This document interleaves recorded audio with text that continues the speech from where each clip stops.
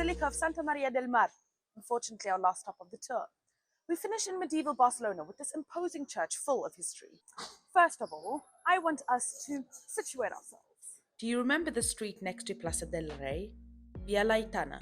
That's it. Well, crossing the street, we have entered what we call the Born neighborhood.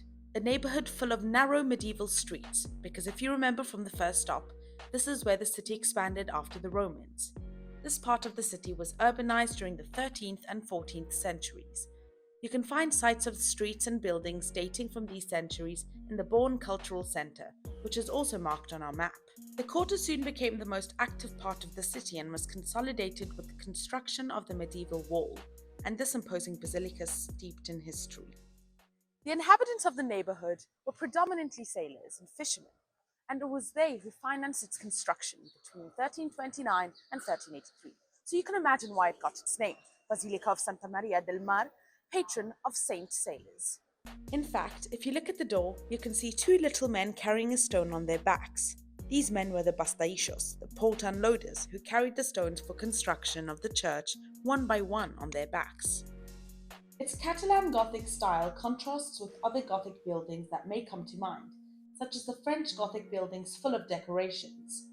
In this case, simplicity and spaciousness predominate without great ornamentation, just as the cathedral was in the past. However, the 12-meter flat diameter rose window with the Virgin Mary in the center, surrounded by 12 apostles, stands out. If you go inside, you will be able to appreciate the amplitude. Although it has 3 aisles, these 3 aisles separated by columns. The architect separated these pillars by up to 15 meters and equalized the heights to give the sensation of space that there would be with a single aisle. Come with me to the place where we will end the tour.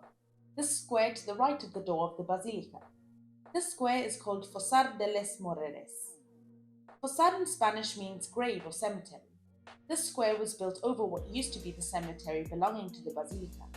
In the 12th century, the parish priest of the church asked the owner of this plot, Bernat Marcus, to give it to him so that he could bury the parishioners.